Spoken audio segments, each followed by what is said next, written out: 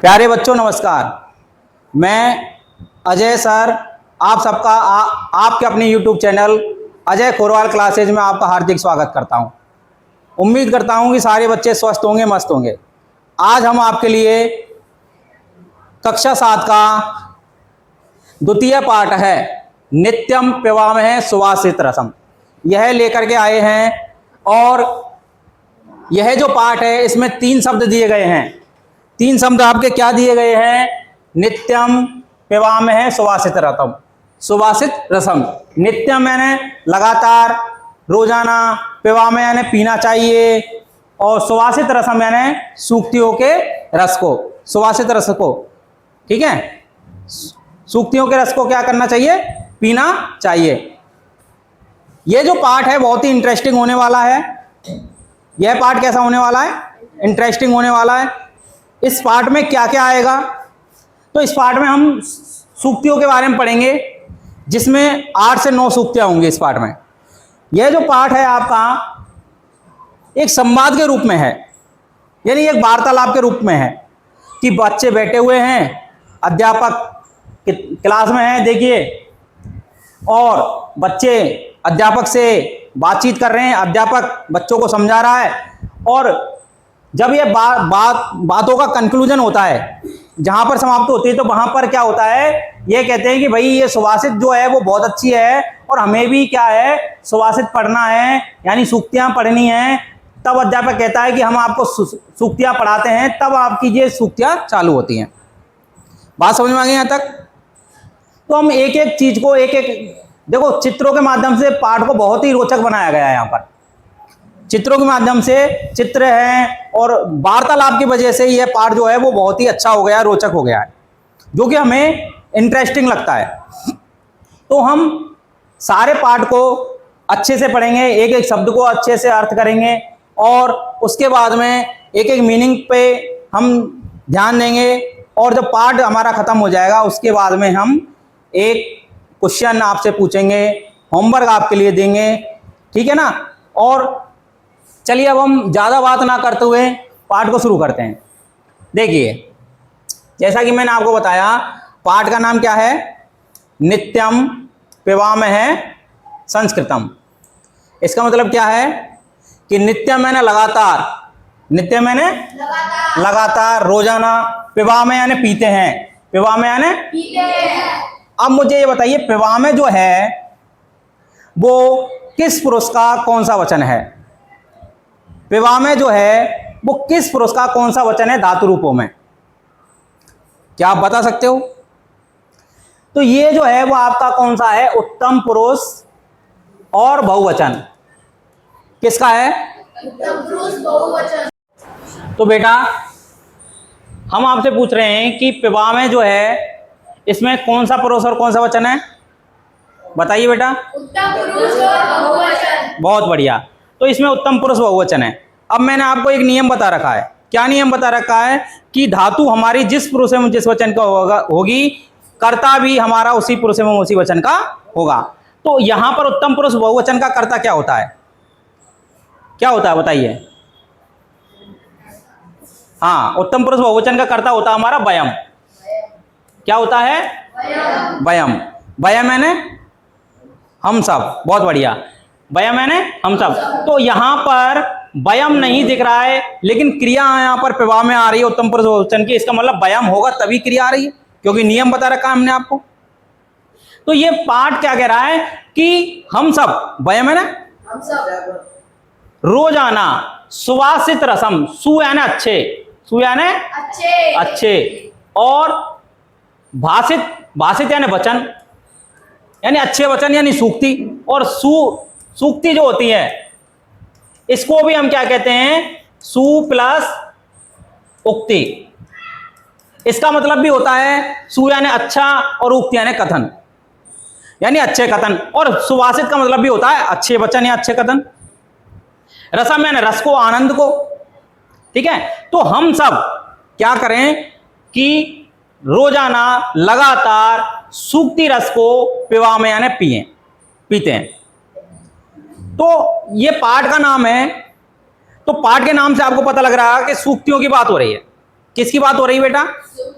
सूक्तियों की बात हो रही है। पाठ से हमें पता लग रहा है ये सूक्तियों की बात हो रही है। तो यहां हम इस पाठ में सूक्तियों के बारे में पढ़ेंगे। चलिए, पहले एक बच्चा कहता है, क्या कहता है देखिए, कि महोदय, हे महोदय, अस्माकम, हमारे, विद्यालय की भीतौ, दीवारों पर, भीतौ है ना, दीवारों पर, अयोग्य है पुरुषो नास्ति, योजक है तत्र दुर्लभ है। इति यानी ऐसा लिखित मैंने लिखा हुआ, अस्ति यानी है, अश्य यानी इसका, के यानी क्या, भाव यानी भाव, इति यानी ऐसा, कृपया यानी कृपया, बोधयतु यानी समझाओ। बोधयतु कौन सा लकार है यहां पर? बोधयतु में लोट लकार। कौन सा लकार है? लोट लकार, कि यानी आज्ञा तक, आज्ञा मिल रही है, सजेशन है ना। तो यहां पर क्या है कि एक बालक, ये बालिका कह रही है, बालिका कह रही है, क्या कह रही है देखिए, बालिका कह रही है कि हे महोदय, हे महोदया, हमारे विद्यालय की दीवार पर अयोग्य पुरुषो नास्ति, योजक है तत्र दुर्लभ है, ये लिखा हुआ है। इसका मतलब क्या है कि अयोग्य पुरुष नहीं है, कोई भी पुरुष अयोग्य नहीं है, कोई भी पुरुष हो। हम ये कह देते ना, तू किसी काम का नहीं है, तेरे से कुछ नहीं होगा, तू अयोग्य है। तो कहने का मतलब ये है कि अयोग्य कोई भी पुरुष नहीं है। आगे कह रहा योजक है तत्र दुर्लभ है, उनको, तत्र यानी वहां, दुर्लभ यानी कठिन है, योजक यानी उनको काम में लेना, यानी उन व्यक्तियों को काम में लेना कठिन है, यानी उनकी जैसी क्षमता है उस क्षमता के अनुसार उस व्यक्ति को काम में लेना कठिन है, यानी उसके हिसाब से हम काम में नहीं लेते हैं। बात समझ में आई? यानी कोई भी व्यक्ति जो है वो अयोग्य नहीं है, अगर हम उसको क्या है कि सही जगह पर काम में ले। तो ये लिखा हुआ है, इसका भाव हमने आपको बता दिया, ये इसका भाव होता है। तो ये कह रहा है देखिए, इसी का भाव ये अध्यापक बता रहा है कि वो सुशीले अरे सुशीला, वो सुशीले अरे सुशीला, अश्य भावार्थ अस्ति, इसका भावार्थ है यत् यानी की, यत् यानी अस्मिन जगति, इस संसार में, को अपि, कोई भी, अयोग्य यानी अयोग्य, नास्ति यानी नहीं है, इस संसार में कोई भी अयोग्य नहीं है। सर्वे योग्य संति, और सभी योग्य हैं, सर्वे योग्य संति, सभी योग्य हैं, परंतु प्रेरकस्य मार्गदर्शकस्य च अभावे अस्ति, परंतु प्रेरक यानी प्रेरणा देने वाला है ना, मोटिवेट करने वाला, मार्गदर्शक और मार्गदर्शन करने वाला, चयन और अभाव यानी कमी, अस्तियन है, यानी मार्गदर्शन करने वाले की और प्रेरणा देने वाले की कमी है। ठीक है, असर इनकी कमी है, नहीं तो अयोग्य कोई नहीं है, सभी योग्य हैं, आपस में कुछ ना कुछ तो उनमें योग्यता है। बात समझ में आ गई?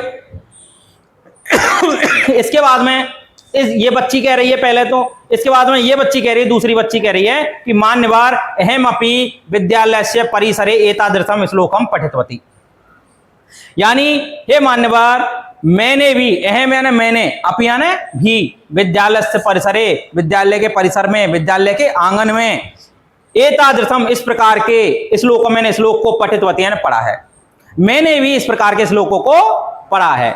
अब देखिए बातचीत आगे बढ़ रही है हमारी, और एक बच्ची ने सवाल किया, अध्यापक ने उसका जवाब दिया, उसके बाद में दूसरी बच्ची जवाब करती है, फिर उसका अध्यापक जवाब देता है। देखिए किस प्रकार से अध्यापक उनको जवाब देता है कि रमे, पहली बच्ची का नाम क्या था?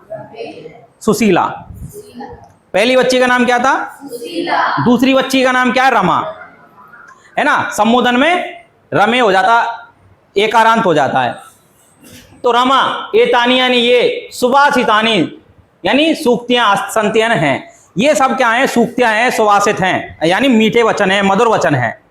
ठीक है, अस्माकम, हमारे, चिंतन विकास है, चिंतन विकास के लिए, एवं ही, एतानी यह है, ये सब सुभाषितानी यानी सूक्तियां, विद्यालय से विद्यालय के परिसर यानी आंगन में स्थापित यानी लगाई गई हैं, यानी लिखी गई हैं, लगाई गई हैं।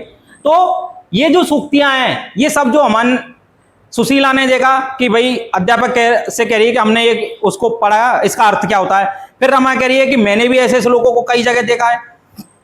तो ये क्या चीजें हैं? तो अध्यापक बता रहा है कि ये सुभाषितानी है अर्थात सूक्तियां हैं और ये हमारे चिंतन विकास के लिए, हम इसके बारे में सोचें, ऐसे विकास के लिए क्या है, ये सुभाषितों को विद्यालय में लगाया गया है। आगे कह रहा है, ये लड़का कह रहा है, क्या कह रहा है कि महोदय सुभाषितानी इत्यनेन क्या अभिप्राय। हे महोदय, ये जो सुभाषितानी है इससे क्या अभिप्राय है, क्या मतलब है, हमें ये तो पता चले ये सुभाषितानी है क्या चीज, इससे मतलब क्या है।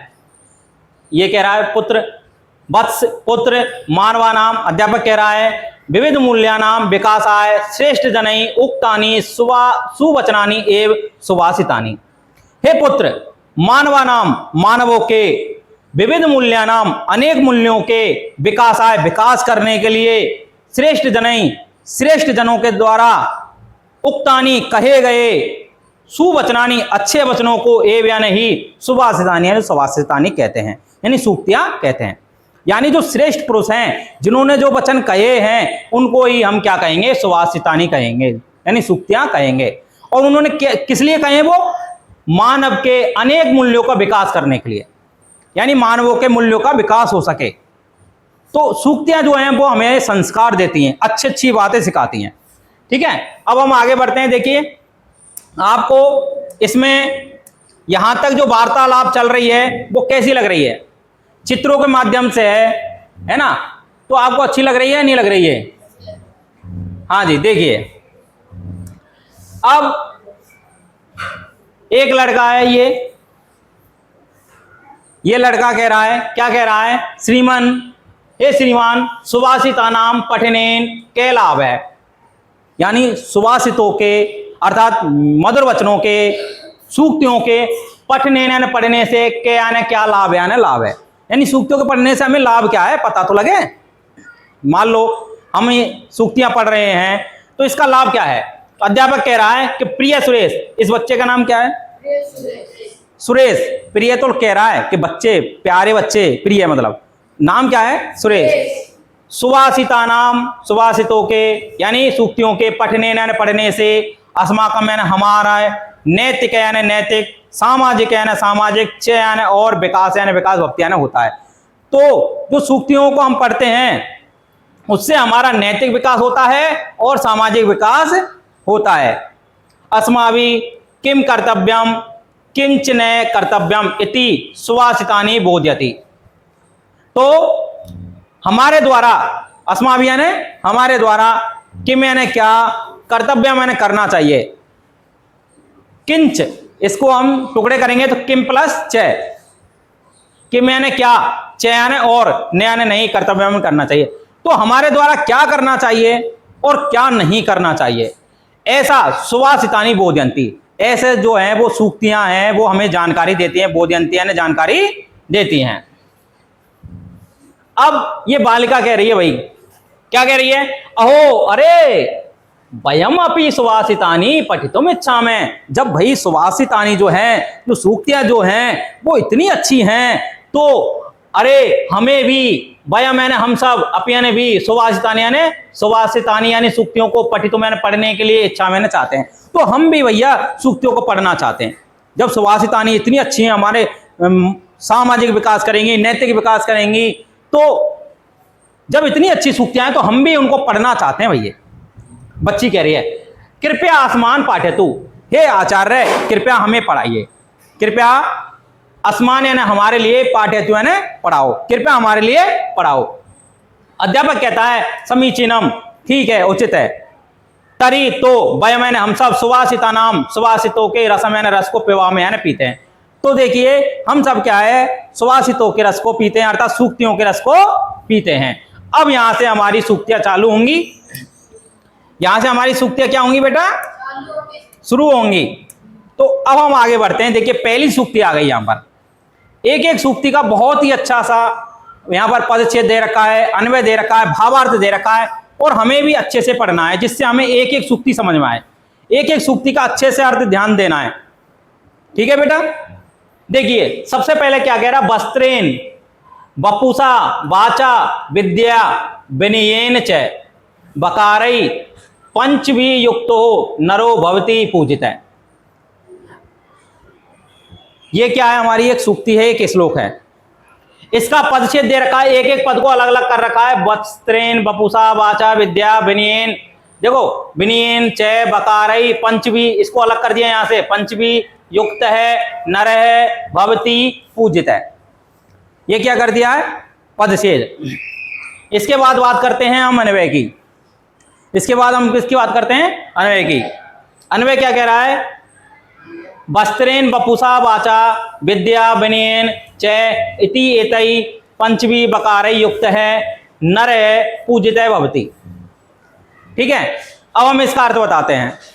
वस्त्रेन यानी कपड़ों से, वस्त्रेन यानी कपड़ों से, बपुसा शरीर से, बपुसा यानी शरीर से, वाचा, वाचा यानी वाणी से, वाचा यानी विद्या, विद्या से, विनयन विनम्रता से, चयन और इति यानी ये सब, पंच यानी इन सॉरी एत यानी इनके द्वारा, पंच भी यानी पांच, बकार यानी बकारों के द्वारा। बकार किसे कहते हैं? बकारई, बकारों के द्वारा। बकार किसे कहते हैं बेटा? कार का मतलब होता है उच्चारण। कार का मतलब क्या होता है? और बे का मतलब बे का। तो बे का उच्चारण जहां हो उसे कहेंगे बकार। बात समझ में आ गई? ऐसे ही हम कहेंगे कि मैं का उच्चारण जहां हो उसको क्या कहेंगे? क्या कहेंगे? बात समझ में आ गई कि नहीं? है ना? ऐसे ही हमने कहा कि ई का उच्चारण जहां हो उसे क्या कहेंगे? एकार। बताओ समझ में आई कि नहीं आई? समझ में आई कि नहीं आई? समझ में आई या नहीं आई बेटा? तो बकार का मतलब होता है बे का उच्चारण। तो पंचवी बकार है, पांच बकारों से। तो पांच बकार कौन कौन से हुए? देखो, इसमें शुरू में बे है, इसमें शुरू में बे है, इसमें बे है, इसमें बे है, इसमें बे है। तो पांच बकार हो गए कि नहीं? बात समझ में आई कि नहीं? तो वस्त्रेन का बे, बपुसा का बे, वाचा का बे, विद्या का बे, विनयन का बे, तो पांच बकार हो गए। तो इन पांच बकारों से युक्त यानी जिसके अंदर ये पांच बकार हैं, वह नर कैसा होता है? पूजित है, यानी सम्मानित भक्तियां ने होता है। वह नर पूजा जाता है, वह मनुष्य पूजा जाता है। किस किस से? कपड़ों से, जो कपड़े अच्छे हों जिसके, है ना। बपुसा शरीर से, है ना। और वाचा यानी वाणी से, विद्या यानी विद्या से, और विनम्रता से। ये जिसके पांच वकार होते हैं वह मनुष्य समाज में क्या होता है? सम्मानित होता है। अब इसका भावार्थ क्या है? कि यह जन है जो लोग समुचितानी, समुचित रूप से, अच्छी प्रकार से, वस्त्रानी कपड़ों को धरती यानी धारण करते हैं, यानी जो अच्छे से कपड़े पहनते हैं, सूट वूट बढ़िया से एकदम बढ़िया कपड़े पहनते हैं, अच्छे से कपड़े। शरीर एन स्वस्थ है, और भैया वो शरीर से भी अच्छे लगते हैं, स्वस्थ लगते हैं। अस्तियन है, सदा यानी हमेशा, सुमधुरम यानी वाणी की बात चल रही है अब, है ना। हमेशा सुमधुरम हितकरम चय वचनम बदती, और हमेशा अच्छे हितकर, हितकर यानी कल्याण करने वाले वचनों को बोलते हैं। सर्वदा अध्ययन संलग्न भक्ति। अब बात विद्या की बात चल रही है कि हमेशा अध्ययन में संलग्न होते हैं। हमेशा वो क्या होते हैं? हमेशा वो क्या होते हैं? अध्ययन में संलग्न होते हैं। वैसे ही चयन और विनम्रता से व्यवहार करते हैं, और वैसे ही वो विनम्रता से व्यवहार करते हैं। तादृश पंचवी वकारई, उस प्रकार के पांच वकारों के द्वारा, कौन से? वस्त्र, बपु, वाक, विद्या, विनय, यानी वस्त्र, शरीर, वाणी, विद्या और विनय, इन सबसे युक्त मनुष्य लोक यानी संसार में सम्मानम प्राप्त होती, सम्मान प्राप्त करता है। इन सबसे युक्त मनुष्य क्या करता है? संसार में सम्मान प्राप्त करता है। तो मुझे ये बताइए बेटा, ये पहला श्लोक जो है वो आपके समझ में आया नहीं आया? पहले श्लोक में किसकी बात की गई है? कि भैया पांच वकार होते हैं। पांच वकार होते हैं कौन कौन से? वस्त्र से, है ना, शरीर से, वाणी से, विद्या से, विनय से। ये पांच वकार जिस व्यक्ति के अंदर होंगे वो क्या होगा? समाज में सम्मानित होगा, उसका सम्मान किया जाएगा, पूजा जाएगा। बात समझ में आ गई? तो हमें हमारे कपड़ों के अलावा शरीर से भी हमें स्वस्थ रहना है, और हमारी विद्या यानी हमें विद्या में संलग्न रहना है ना। और हमें क्या करना है? विनय से, विनम्रता से बात करनी है। तो इन सभी से हम अगर युक्त हैं तो हमारी समाज में क्या होगा? सम्मान होगा। तो ये श्लोक समझ में आ गया आपको अच्छे से? दूसरे श्लोक की तरफ बढ़ते हैं। दूसरी है, देखिए ये पहले श्लोक में चित्र नहीं है, लेकिन दूसरे श्लोक में देखो एक चित्र दे रखा है, और ये चित्र हमें इस श्लोक के बारे में बता रहा है। देखिए क्या है। षडदोषा, 6 दोष, षडदोषा पुरुषेन, पुरुष के द्वारा यह यानी इस संसार में हातव्य यानी त्याग देने चाहिए। भूतिम, भूतिम यानी धन वैभव की इच्छा करने वाला, इच्छिता यानी इच्छा करने वाला। निद्रा, 6 लोग कौन कौन से, 6 दोष कौन कौन से? निद्रा, तंद्रा, भय, क्रोध, आलस, दीर्घ सूत्रता। ये 6 हैं, देखो गिन लो 6 हैं कि नहीं, है कि नहीं? तो ये कह रहा, देखो पदच्छेद कह रहा है षडदोषा पुरुषेन ये हातव्या भूतिम इच्छिता निद्रा तंद्रा भयम क्रोध आलस्यम दीर्घ सूत्रता। अन्वय कह रहा यह यानी इस संसार की बात कर रहा है। भूतिम, भूतिम की बात है धन वैभव, है ना। इच्छिता यानी चाहने वाला, इस संसार में धन वैभव को चाहने वाला, पुरुषेन पुरुष के द्वारा। तो इस संसार में यदि कोई पुरुष धन वैभव को चाह रहा है तो इस संसार में धन वैभव को चाहने वाले पुरुष के द्वारा क्या? निद्रा यानी नींद, निद्रा यानी तंद्रा, तंद्रा यानी अकर्मण्यता यानी काम ने करने की इच्छा, अकर्मण्यता। भयम डर, भय, क्रोध, क्रोध यानी गुस्सा, आलस्य, आलस्य आप सभी जानते ही हैं। और दीर्घ सूत्रता, दीर्घ सूत्रता का मतलब होता है काम को लंबे समय तक लटकाना। दीर्घ सूत्रता कैसे? कि आज हमें कोई काम दिया सर ने कि बेटा इसके आपको क्वेश्चन आंसर करने हैं, और आपने कहा कर लेंगे, आज नहीं कल कर लेंगे। सर ने पूछा कर लिया? नहीं, कल कर लेंगे। तो उस काम को लटकाना क्या होता है? दीर्घ सूत्रता। बात समझ में आई कि नहीं आई? चयन और इत्येतन ये सब षड यानी 6 दोष यानी दोष हातव्य यानी त्याग देने चाहिए। इन 6 दोषों को हमें त्याग देना चाहिए। बात समझ में आ रही है? कौन कौन से 6 दोष हैं? देखिए, निद्रा है, तंद्रा है, भयम है, क्रोध है, आलस्य है, दीर्घ सूत्रता है। ये 6 दोषों को हमें त्याग देना चाहिए। कब?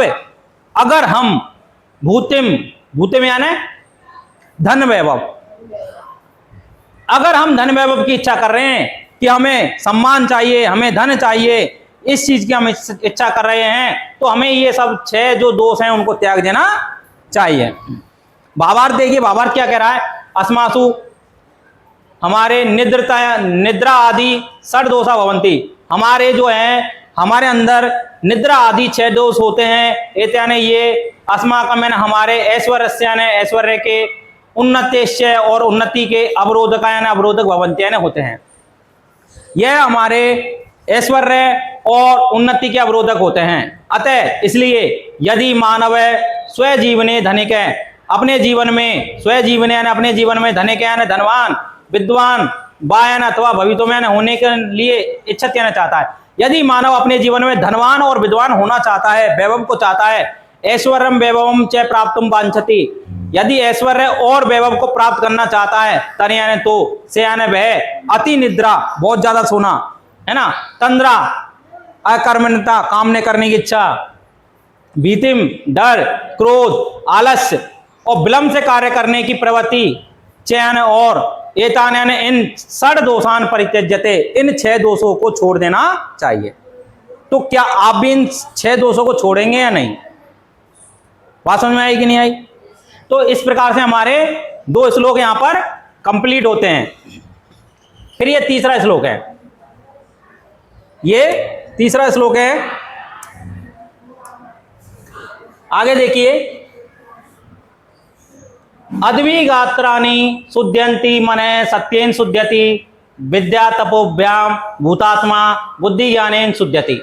पदच्छेद दे रखा है, अद्विगात्राणि शुद्ध्यन्ति मने सत्येन शुद्ध्यति, विद्या तपोभ्याम भूतात्मा बुद्धि ज्ञानेन शुद्ध्यति। अन्वय दे रखा है, गात्राणि अद्वि शुद्ध्यन्ति। गात्राणि यानी शरीर को, गात्राणि यानी शरीर को, अद्वि यानी जल से, अद्वि यानी शुद्ध्यन्ति शुद्ध करते हैं। तो शरीर को हम जल से शुद्ध करते हैं भाई, यानी नहाते हैं। देखो ये नहा रहा है बच्चा, यहां पर देखो नहा रहा है कि नहीं? तो शरीर को किससे शुद्ध करते हैं? अद्वि जल से। मन यानी मन को, सत्य यानी सत्य से, शुद्धते यानी शुद्ध किया जाता है, और मन को सत्य से शुद्ध किया जाता है। और भूतात्मा, भूतात्मा यानी प्राणी व्यक्ति, है ना, विद्या तपोभ्याम, विद्या और तप से शुद्धते यानी शुद्ध होता है, ठीक है। और जो प्राणी है, भूतात्मा है, व्यक्ति है, वह विद्या और तप से क्या होता है? शुद्ध होता है। बुद्धि ज्ञानेन शुद्धति, और बुद्धि किससे शुद्ध होती है? ज्ञान से शुद्ध होती है। बुद्धि किससे शुद्ध होती है? ज्ञान से। भावार्थ यह दे रखा है, प्रतिदिनम स्नानेन मानवस्य शरीरम स्वच्छम भवति। प्रतिदिन स्नान करने से मानव का शरीर स्वच्छ होता है, साफ होता है। सत्येन मने पवित्रम भवति, और सत्य से मन कैसा होता है? पवित्र होता है। सत्य कथनेन मनसी, सत्य कहने से मन के भीतर द्वंद्व, भीति, डर, द्वंद्व यानी दुविधा, भीति यानी डर, चैन और नयन नहीं भवत्यान होता है। तो सत्य कहने से मन के अंदर दुविधा और डर नहीं होता है। नित्यम विद्याभ्यासनेन, रोजाना विद्याभ्यास करने से, परिश्रमेन, परिश्रम करने से, चैन और जीवस्य ने, जीव के, शुद्धियान भवति, शुद्धि होती है। और रोजाना विद्याभ्यास करने और परिश्रम करने से जीव की क्या होती है? शुद्धि होती है। ज्ञानेन च बुद्धि निर्मला भवति, और ज्ञान से है ना बुद्धि निर्मल होती है, बुद्धि स्वच्छ होती है। अतः इसलिए मनुष्य नित्यम स्नानम, मनुष्य को रोजाना स्नान करना चाहिए। सत्य कथनम, सत्य कहना चाहिए। विद्याभ्यासम, विद्या का अभ्यास करना चाहिए। परिश्रम, परिश्रम करना चाहिए। ज्ञानार्जनम, ज्ञान का अर्जन करना चाहिए। चयन और पुर्यातन करना चाहिए। तो अगर आप अपने अंदर शरीर को स्वच्छ करना चाहते हैं, मन को पवित्र करना चाहते हैं, और कोई दुविधा या डर ना हो, और विद्याभ्यास और परिश्रम करना चाहते हैं, तो हमें ये रोजाना काम करने चाहिए। ठीक है बेटा, यहां तक समझ में आया आपके? Yes sir. बहुत बढ़िया। अब हम बात करते हैं अगले सूक्ति की। तो हम अगला श्लोक पढ़ते हैं। उत्तरम यत् समुद्रस्य हिमाद्रेश्य दक्षिणम वर्षतद भारतम नाम भारती यत्र संतति। ये हमारा श्लोक है। इसके पदच्छेद दे रखे हैं। उत्तरम यत् समुद्रस्य हिमाद्रे च एव दक्षिणम वर्ष तद भारतम नाम भारती यत्र संतति। ये क्या है? पदच्छेद। इसके बाद अन्वय की बात करते हैं। यत यानी जिसके, है ना, यत यानी कि, समुद्र से यानी समुद्र के, उत्तरम यानी उत्तर में। भारत की बात कर रहे हैं कि भैया भारत कहां पर है? समुद्र के उत्तर में। तो हिंद महासागर है, समुद्र है नहीं? प्रशांत महासागर, हिंद महासागर समुद्र है या नहीं? तो समुद्र के उत्तर में भारत है या नहीं? इसके बाद कह रहा है कि चैन और हिमाद्रे, हिमालय के, दक्षिणम यानी दक्षिण में, और हिमालय के दक्षिण में भारत है या नहीं? हिमालय भारत के उत्तर में है या नहीं? तो भारत की बात कर रहे हैं कि समुद्र के उत्तर में और हिमालय के दक्षिण में, तद भारतम नाम वर्ष है, वही भारतवर्ष है, वही भारत है। यत्र यानी जहां भारती, भारत की संतति यानी संतान, अस्तियान है, जहां भारत की संतान है यानी भारतीय हैं। ठीक है।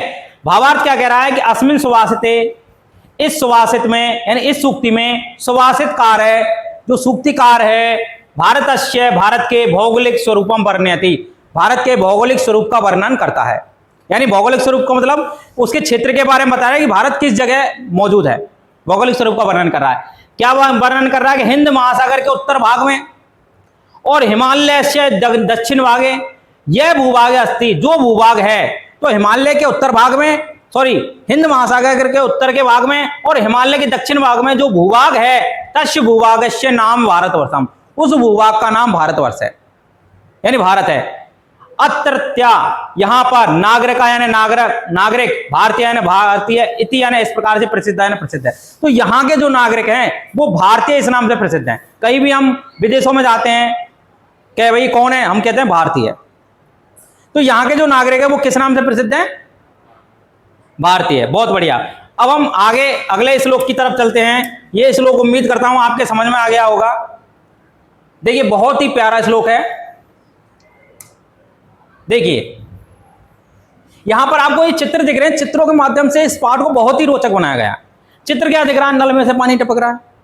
इधर देखो एक बालिका हाथ में कुछ लिए हुए।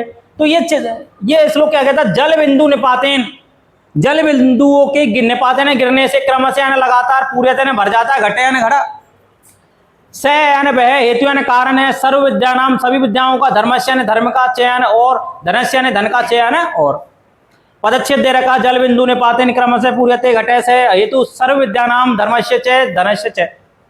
अन्वय दे रखा, घटे यानी घटे यानी घड़ा, घटे यानी घड़ा, क्रम से यानी लगातार, जल बिंदु जल की बूंदे, जल बिंदु है ना, निपातेन गिरने से, पूरे तैने भर जाता है। तो घड़ा जो है वो लगातार जल की बूंदे गिरने से पूरे तैने क्या हो जाता है, भर जाता है। यानी ये जो जल की बूंदे लगातार अगर घड़े में गिरेंगी थोड़ी थोड़ी तो घड़ा क्या हो जाएगा, भर जाएगा। से यानी वही, हेतु यानी कारण है, वही कारण क्या है कि भैया हमें सर्व विद्या नाम सभी विद्याओं के लिए धर्मस्य यानी धर्म का चयन और धनस्य यानी धन का चयन और भवत्यन होता है।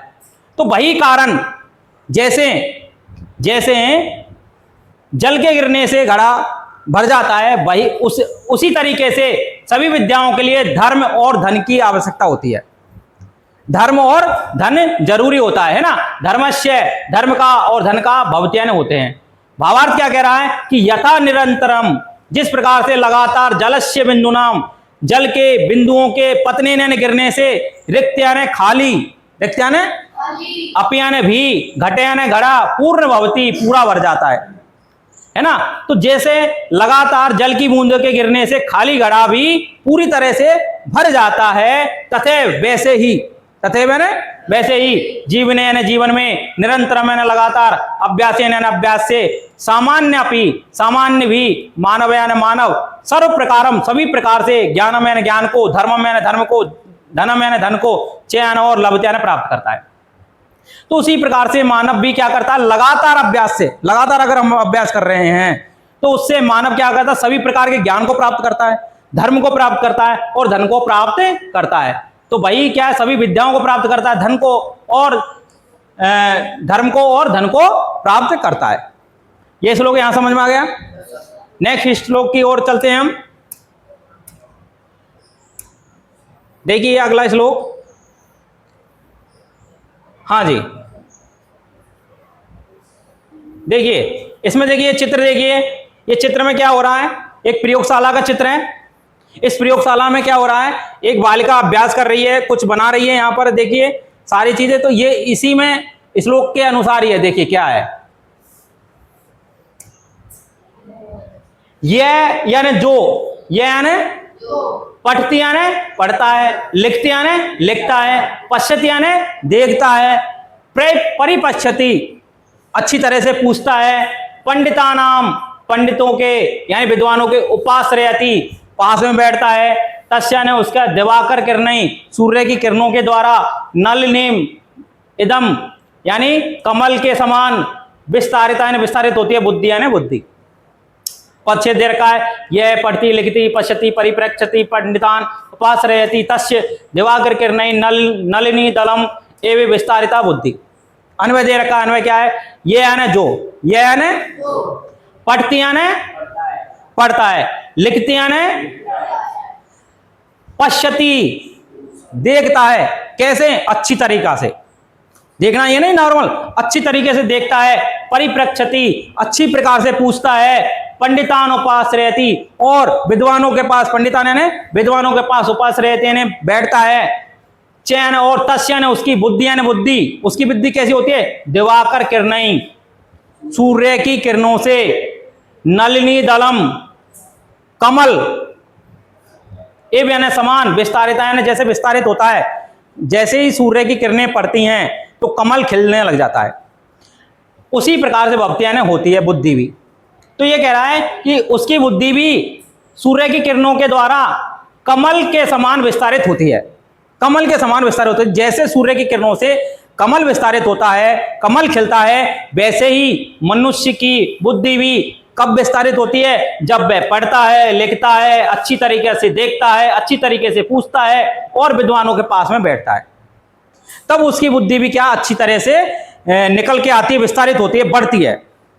आगे भावार्थ कह रहा है, देखिए क्या है कि अस्माभि यानी हमारे द्वारा आत्म विकास आए, अपने विकास के लिए, आत्म विकास अपने विकास के लिए, सर्वथा यानी हमेशा, श्रेष्ठ जनई श्रेष्ठ जनों के से यानी साथ में, संगति में यानी रहना चाहिए, संगति करनी चाहिए, वास यानी रहना चाहिए, चयन और कर्तव्य यानी करना चाहिए। तो हमारे खुद के विकास के लिए हमें क्या करना चाहिए? अच्छे लोगों के साथ, श्रेष्ठ लोगों के साथ में घूमना फिरना चाहिए और रहना चाहिए। या तो क्योंकि ये यानी जो निरंतरम पढ़ती, जो लगातार पढ़ता है, क्योंकि जो लगातार पढ़ता है अर्थात स्वाध्याय करता है, खुद अपना अध्ययन करता है, लिखता है, पश्यति देखता है, अच्छी तरीके से देखता है, विविधान प्रश्नान अनेक प्रश्नों को करोति करता है, अनेक प्रश्नों को करता है, अर्थात स्वस्य संशयम दूरी करोति, अपने संशय को दूर करता है ना, अनेक प्रश्न करता है। मान लो हम कोई ये पाठ पढ़ा रहे हैं, आपके समझ में कुछ नहीं आया या कुछ आया, आपने कुछ क्वेश्चन किया, तो आपके दिमाग में कोई क्वेश्चन आया, तब उसको पूछने के लिए आपने उसको दूर करने के लिए तो क्वेश्चन पूछा, तो आप अपने संशय को दूर करना चाह रहे हैं उस क्वेश्चन के जरिए। तो जो अच्छी तरीके से पूछता है, ज्ञानी जना नाम आश्रय, और ज्ञानी लोगों के साथ में आश्रय यानी समीप में तिष्ठते यानी रहता है, तस्य बुद्धि उसकी बुद्धि तथैव वर्धते उसी प्रकार से बढ़ती है, यथा यानी जैसे सूर्य से किरणें, सूर्य की किरणों से कमलम पूर्णतया विकसितम भवति, जो कमल है वो पूरी तरह से खिल जाता है, उसी प्रकार से मनुष्य की बुद्धि भी बढ़ती है। ठीक है, अब हम आगे अगला श्लोक पढ़ेंगे। समझ में तो आ रहा है बेटा? देखो ये विद्वानों के पास में ये जो हैं वो जानकार हैं, अपनी विधा के हैं, तो ये पुत्री जो है वो इनके साथ में काम कर रही है, तो इनको इससे फायदा मिलेगा। देखिए अगला पाठ, अगला श्लोक देखिए, प्रिय वाक्य प्रदानेन सर्वे तुष्यंति जंतव्य तस्मात् तदेव वक्तव्यम बचने का दरिद्रता। ये कह रहे हैं कि भैया प्रिय वाक्य प्रदानेन सर्वे तुष्यंति जंतव्य तस्मात् तदेव वक्तव्यम बचने का दरिद्रता। अन्वय कह रहा है सर्वे जंतव्य प्रिय वाक्य प्रदानेन तुष्यंति तस्मात् तदेव वक्तव्यम बचने का दरिद्रता। सर्वे यानी सभी, सर्वे यानी सभी, जंतव्य यानी प्राणी, जंतव्य यानी प्रिय वाक्य प्रदानेन, प्रिय यानी अच्छा, वाक्य यानी वाक्य, प्रदानेन यानी बोलने से, यानी प्रिय वाक्य बोलने से, तुष्यंत यानी संतुष्ट होते हैं। तो सभी प्राणी जो होते हैं वो प्रिय वाक्य बोलने से क्या होते हैं? यानी खुश होते हैं। यानी हम आपसे अगर अच्छा बोलेंगे तो आप खुश होंगे या नहीं? तो सभी प्राणी जो हैं वो सबको, पशु भी है चाहे आदमी है, उनको सबको अच्छा लगता है जब हम अच्छा बोलते हैं, है ना। तस्मात् तदेव वक्तव्यम, तो हमें वैसा ही बोलना चाहिए, है ना। तस्मात् यानी वैसा, तदेव यानी वैसा ही, वक्तव्यम बोलना चाहिए, इसलिए हमें वैसा ही बोलना चाहिए। बचने का दरिद्रता, बचने यानी बोलने में, का यानी कौन सी, दरिद्रता यानी गरीबी है, यानी बोलने में कैसी गरीबी? अगर हम किसी से अच्छा बोल रहे हैं, मीठा बोल रहे हैं, तो उसमें हमारी गरीबी थोड़ी आ जाएगी कि गरीबी आ जाएगी? नहीं आएगी ना, लेकिन सामने वाला खुश हो जाएगा। तो हमें क्या है, दूसरों के साथ में अच्छा व्यवहार करना चाहिए, अच्छे से बोलना चाहिए। आगे देखिए अगला,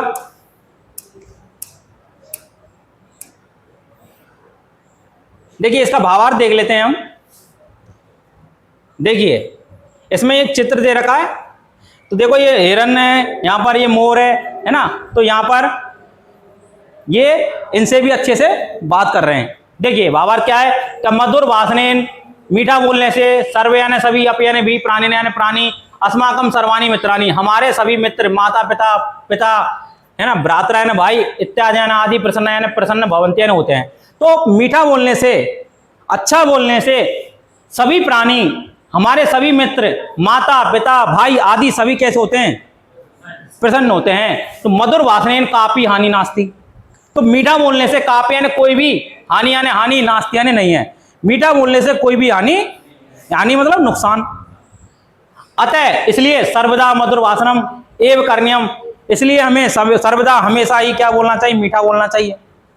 मधुर भाषण कदापि संकोचम नहीं करनी है, और मीठा बोलने में कदापि यानी कभी भी, नया ने नहीं, संकोच कर रही है मैंने करना चाहिए। और मीठा बोलने में हमें कभी भी संकोच नहीं करना चाहिए कि सामने वाला खुश हो जाएगा हम मीठा क्यों बोले, कोई संकोच नहीं करना चाहिए, हमें सबसे अच्छा बोलना चाहिए। ठीक है, देखिए ये यहां पर देखो, इन जानवरों के साथ भी ये कितना अच्छा व्यवहार कर रहे हैं। ठीक है, और यहां चित्र में क्या हो रहा है बेटा? सो रहा है। तो इसके ऊपर ये श्लोक है, देखिए, आलस्यम ही मनुष्याणाम शरीरस्ते महान रिपु नास्ति उद्यम समो बंधु कृत्वा यम नापसिदति। पदच्छेद है आलस्यम ही मनुष्यानां शरीरस्य महान रिपु ने अस्ति उद्यम समय बंधु कृत्वा यम ने अपसिदति। अन्वय है आलस्यम ही मनुष्यानां शरीरस्य महान रिपु अस्ति उद्यम समय बंधु नास्ति जने यम उद्यम कृत्वा ने अपसिदति। क्या कह रहा है ये कि आलस्य जो है यानी निश्चिति मनुष्यों के शरीरस्थ शरीर में स्थित शरीरस्थ यानी महान यानी महान सबसे बड़ा रिपु यानी शत्रु अस्त्यन है। तो आलस्य जो है वो मनुष्यों के शरीर में स्थित सबसे बड़ा शत्रु है। आलस्य क्या है? मनुष्यों के शरीर में स्थित सबसे बड़ा, कोई दूसरा शत्रु नहीं है, आलस्य उनका सबसे बड़ा शत्रु है। क्या है कि उद्यम, अगला कह रहा है उद्यम समय बंधु। उद्यम है ना परिश्रम, उद्यम है ना समय यानी समान, बंधु यानी भाई, नास्ती यानी नहीं है, और परिश्रम के समान कोई भाई नहीं है। जन यानी लोग, यम यानी जिसको, उद्यम यानी परिश्रम को, कृत यानी करके, ने यानी नहीं, अपसिदति यानी दुखी होता है। तो व्यक्ति जिस परिश्रम को करके दुखी नहीं होता है। समझ में आया? दो बात कह रहे हैं, आलस्य और परिश्रम। आलस्य क्या है? अगर हम आलस्य करेंगे तो वो हमारा शत्रु है, वो हमें आगे बढ़ने में रुकावट पैदा करेगा, यानी हमें आगे नहीं बढ़ने देगा। हम पढ़ना चाहेंगे, हमारा आलस्य आ रहा है कि नहीं हम इसको कल पढ़ लेंगे, आज नहीं पढ़ते, है ना। अब हम आगे बढ़ने से रुक गए क्योंकि हमने उसको पढ़ा नहीं, उसको हमने पूरा नहीं किया कि कल कर लेंगे, कल कर लेंगे, कल के ऊपर छोड़ दिया। आज कौन, आज तो नींद आ रही है, आज सोना है, कूलर की हवा में अच्छे से वो रहना है ना, तो हम आलस्य कर रहे हैं। अब वही अगर हम परिश्रम करें, बैठ के पढ़ेंगे, तो वहां पर हम परिश्रम करें, परिश्रम करेंगे तो हमारा काम पूरा होगा, काम पूरा हुआ तो हमारे टीचर हमसे शिकायत नहीं करेंगे, और शिकायत नहीं करेंगे तो हम दुखी नहीं होंगे। तो दोनों में समझ में आया अंतर, परिश्रम और आलस्य में। तो ये हमारा यहां तक ये श्लोक कंप्लीट होता है। अगला श्लोक पे आते हैं, पहले इसका भावार्थ समझ लेते हैं। देखिए पहले चित्र में देखो ये सो रहा है, आलस्य कर रहा है, और दूसरे चित्र में बेटा ये पढ़ रहा है, देखो लैंप में भी पढ़ रहा है, और ये देखो प्रयोगशाला का काम कर रहा है ना। अब इसका हम भावार्थ देख लेते हैं। भावार्थ क्या कह रहा है, देखिए पाठ को, ये जो नई पुस्तक है दीपकम, इसमें बहुत अच्छे से बताया गया। पहले संवाद के रूप में बताया गया है, उसके बाद में एक एक श्लोक को अच्छे से बताया गया, पदच्छेद किया गया, एक एक टुकड़े में अन्वय किया गया है, उसके साथ में चित्रों को भी दिखाया जा रहा है। तो इसको बहुत ही रुचिकर बनाया गया है। देखिए भावार्थ भी बताया जा रहा है। क्या कह रहा है कि आलस्यम ए मनुष्य से, आलस्य ही मनुष्य के शरीर यानी शरीर में, विद्वान यानी विद्वान उपस्थित महान शत्रु अस्ति, महान शत्रु है। तत् एव अस्माकम, तत् यानी वह, एव यानी ही, अस्माकम यानी हमारे, कार्य से यानी कार्य के, संपादन यानी संपादन करने में, पूरा करने में, अवरोधकम भवति, अवरोधक होता है। मैंने बताया ना, आलस्य होगा तो हम अपने कार्य को पूरा नहीं कर पाएंगे। परिश्रम एव अस्माकम, परिश्रम ही हम, अस्माकम यानी हमारे, वास्तविक यानी वास्तविक, मित्र यानी मित्र अस्त्यन है, और परिश्रम ही क्या है, हमारा वास्तविक मित्र है। यह यानी जो परिश्रम करोति, जो परिश्रम करता है, से कदापि, वह कभी भी दुखम न प्राप्त होती, दुख को प्राप्त नहीं करता है। जो हमेशा परिश्रम करता है वह कभी भी दुख को प्राप्त नहीं करता है। बहुत बढ़िया। अगला हम श्लोक पढ़ते हैं। यहां तक समझ में आया ना आपके?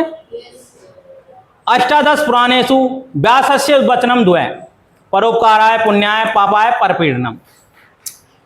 पदच्छेद दे रखा, अष्टादश पुराणेषु व्यासस्य वचन द्वयम, परोपकाराय पुण्याय पापाय परपीडनम। अन्वय दे रखा, अष्टादश पुराणेषु व्यासस्य वचन द्वयम अस्ति, परोपकार पुण्याय परपीडनम पापाय च भवति। देखिए अष्टादश पुराणेषु, 18 पुराणों में, अष्टादश पुराणेषु 18 पुराणों में, पुराण जो कि हमारे एक प्रकार से ग्रंथ हैं जिसकी रचना महर्षि वेदव्यास ने की है, और वेदव्यास जो हैं जिन्होंने महाभारत लिखी है। ठीक है, महाभारत के रचयिता हैं महर्षि वेदव्यास। कौन है महाभारत के रचयिता? महर्षि वेदव्यास। तो इन्होंने 18 पुराणों की रचना की है। उनमें इन्होंने 2 वचन दिए हैं भैया। कितने वचन दिए हैं? 2 वचन। कौन कौन से दिए हैं? कि परोपकार पुण्याय, परोपकार जो होता है वो पुण्य के लिए होता है, परोपकार पुण्याय। परोपकार का मतलब क्या होता है?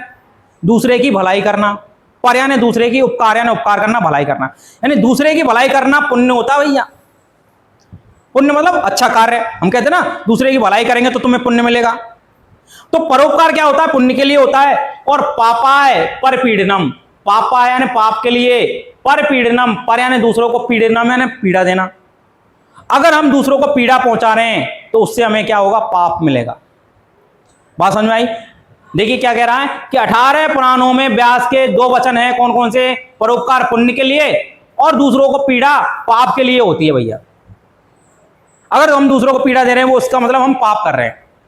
बात समझ में आ गई? अब हम भावार्थ पढ़ते हैं। भावार्थ देखिए इसका, देखिए ये भावार्थ देखिए।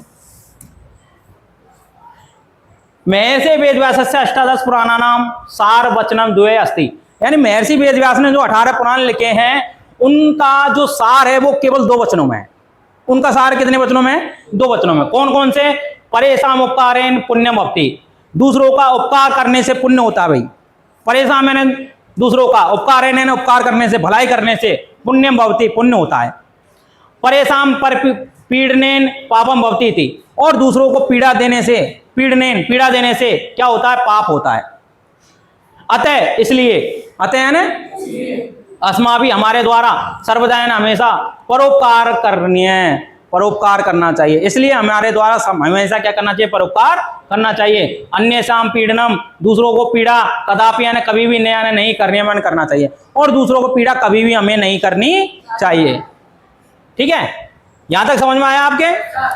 आगे देखिए, ये आपका यहां पर हमारा पाठ खत्म होता है और यहां से इसके क्वेश्चन आंसर शुरू होते हैं जो कि हम बाद में देखेंगे।